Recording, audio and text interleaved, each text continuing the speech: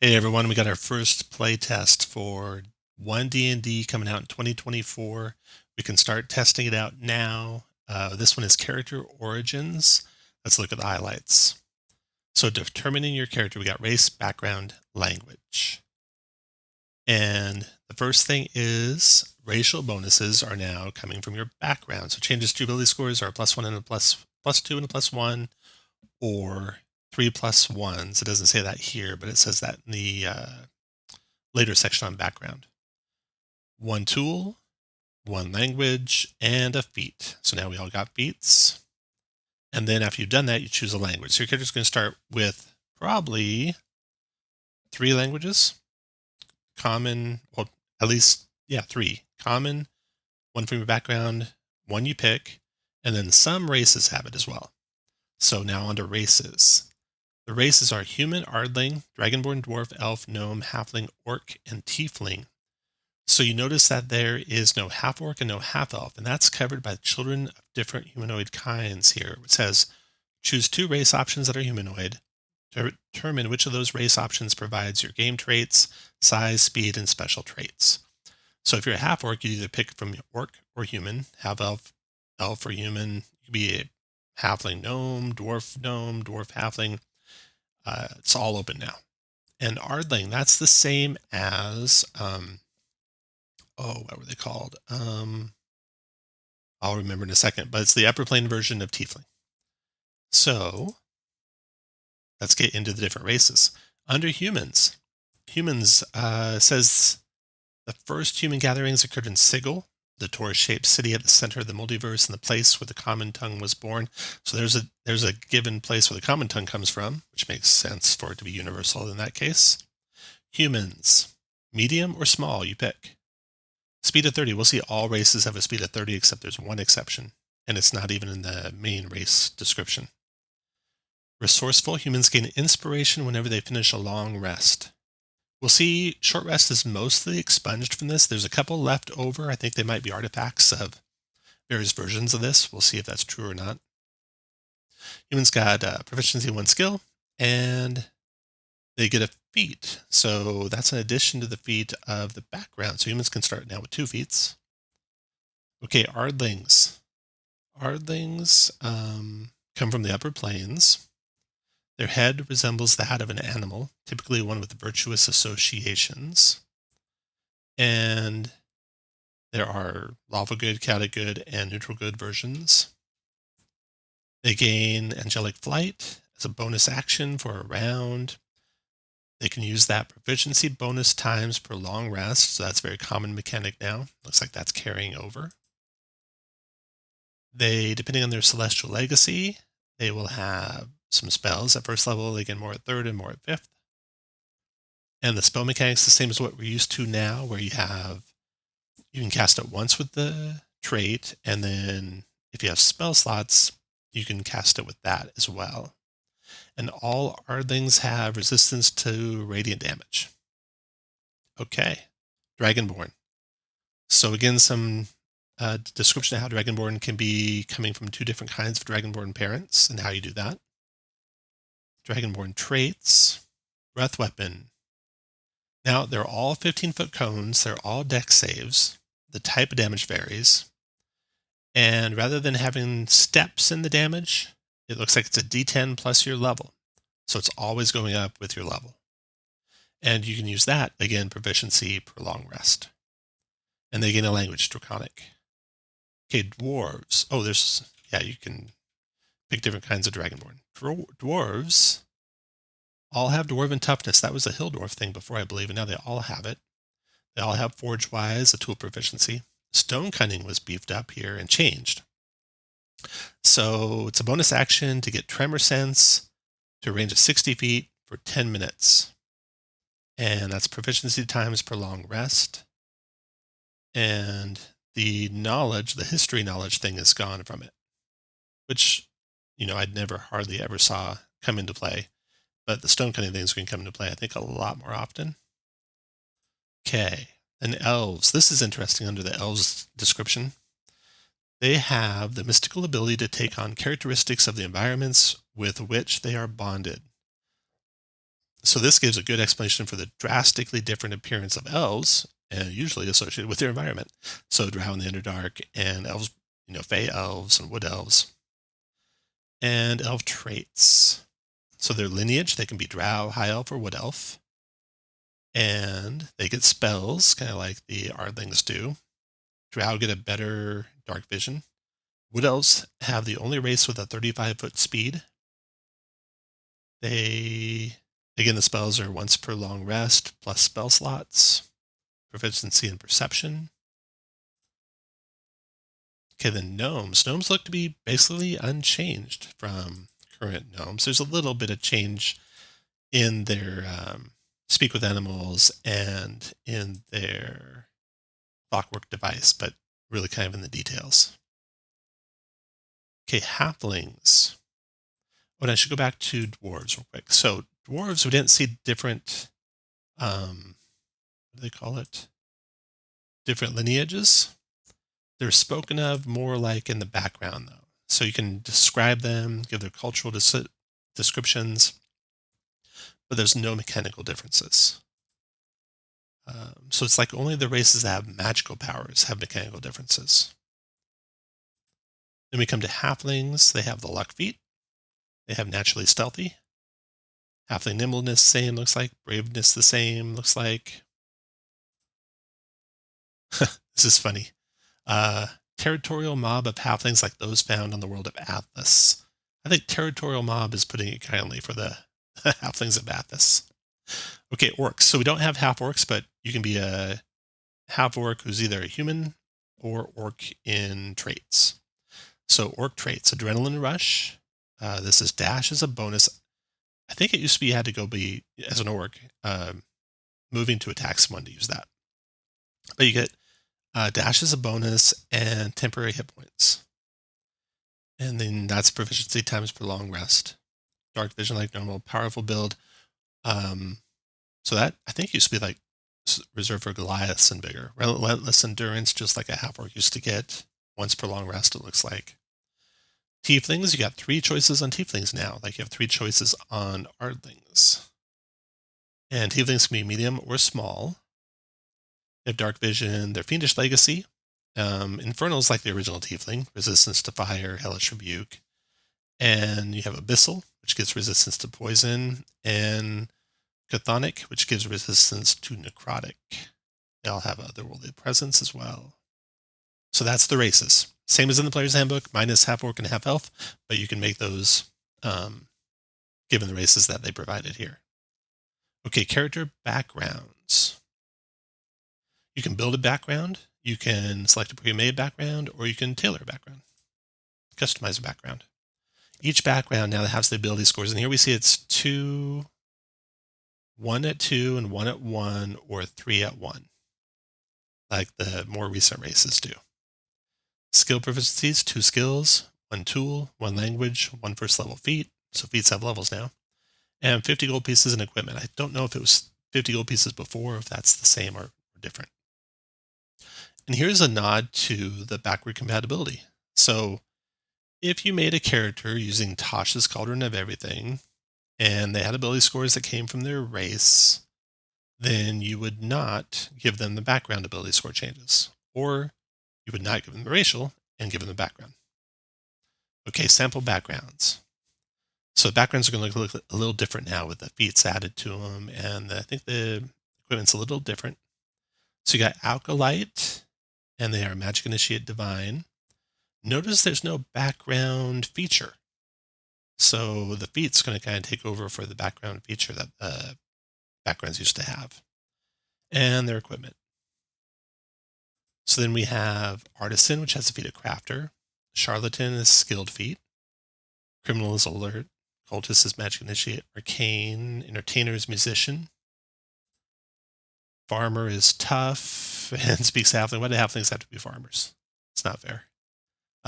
Gladiator, Savage Attacker. Guard, Alert. Guide, Magic Initiate Primal.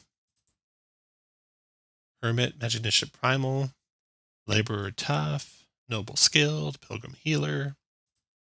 Sage, Magic Initiate Arcane. Sailor, Tavern Brawler. Soldier, Savage Attacker.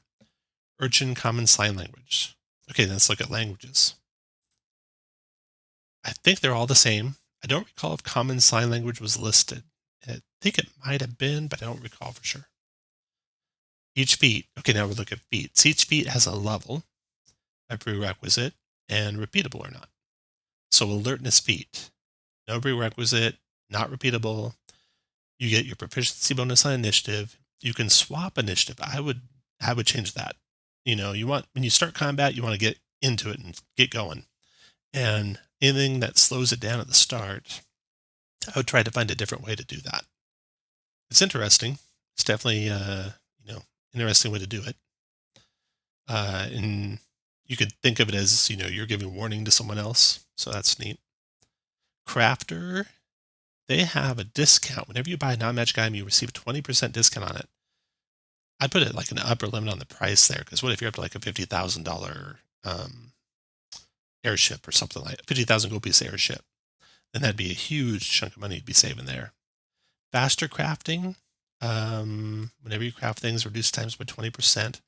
So when we get the new ONEDND Player's Handbook, Dungeon Master's Guide, Monster Manual, they should have more room in them, more spells they say they might have in them, and they might have crafting rules, magic item, and mundane items. So that'd be good. Healer. Healer was a powerful feat. Battle Medic. Looks about the same. Oh, except the target's got to spend a hit die. It used to be that it was limited to once per short rest. So if short rests are going away, they need a different way to limit it, and using hit dice would do that.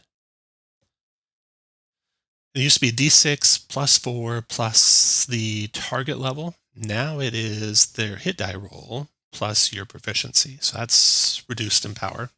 And it was a little overpowered before, so I think that's appropriate. Healing rerolls. Reroll the die. If it rolls a 1, and you must use the new roll. I don't like that.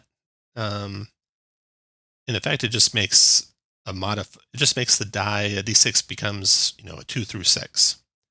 But you might have to roll multiple times to get that answer. I'd rather just have a modifier plus 1 modifier, something like that, or plus proficiency bonus modifier, something.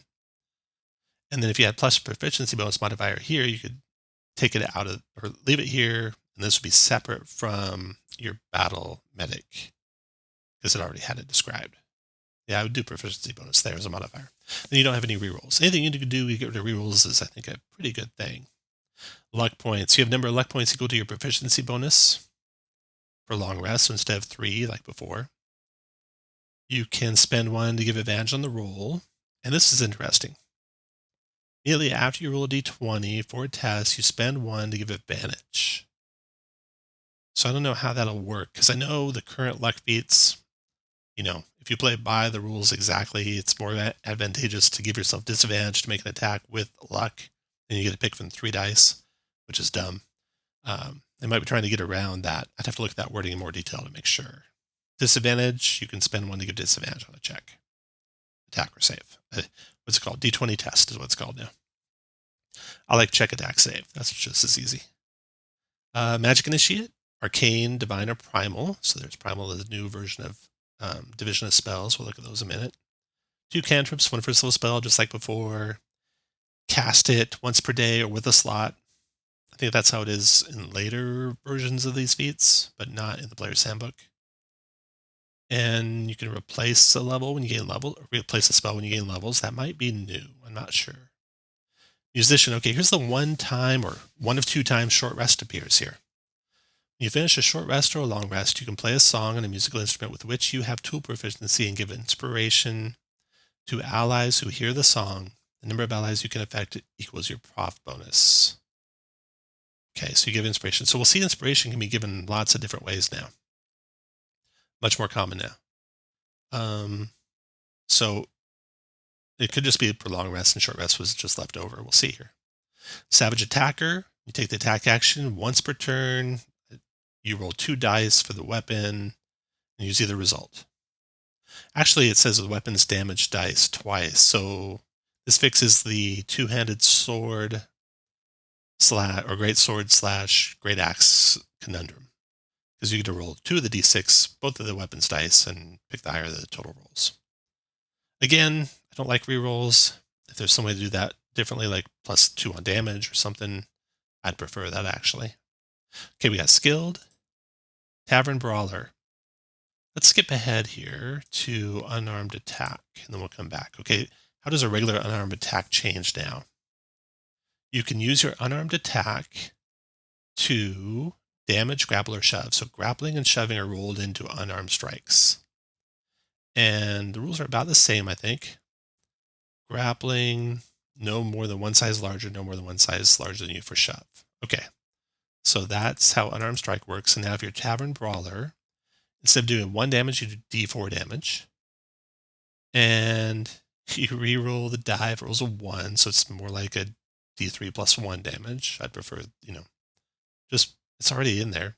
Maybe we'll make it a D6 if you don't think it's enough damage. Shove. You can deal damage and push at the same time. Oh, but only once per turn. And you can grab weapons, furniture for weapons. So since club, I think, is a D4, and a great club is a D8, maybe?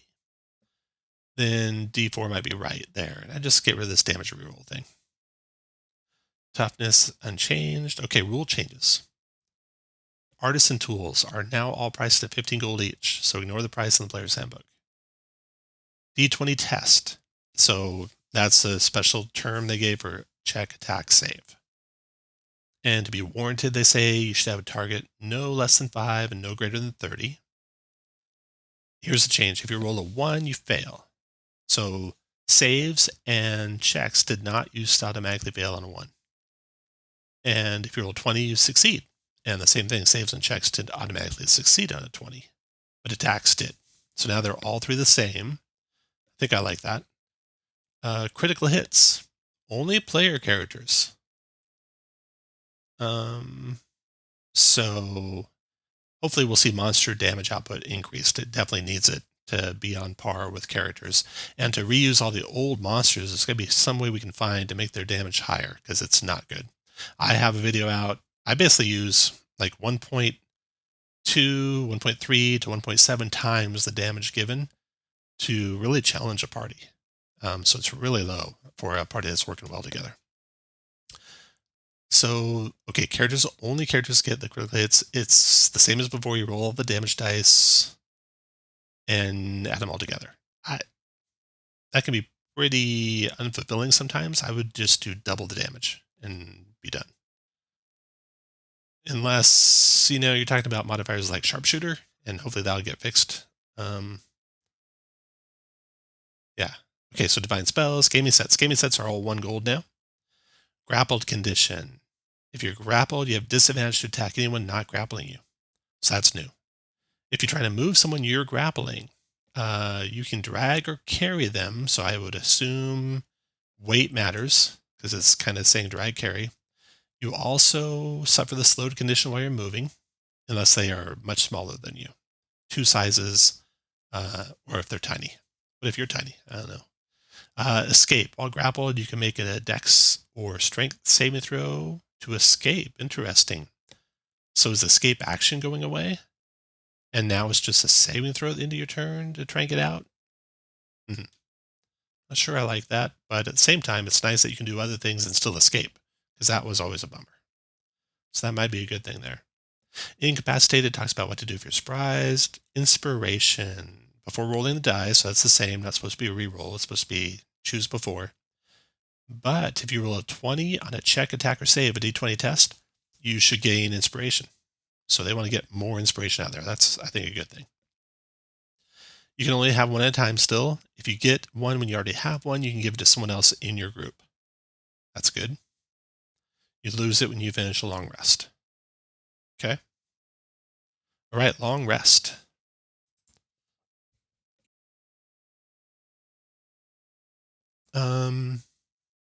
You regain all hit points and half your hit dice. That's the same. If it's interrupted, you get the benefits of a short rest. So, if they're trying to do backward compatible, there's still plenty of classes that have things that recharge on a short rest.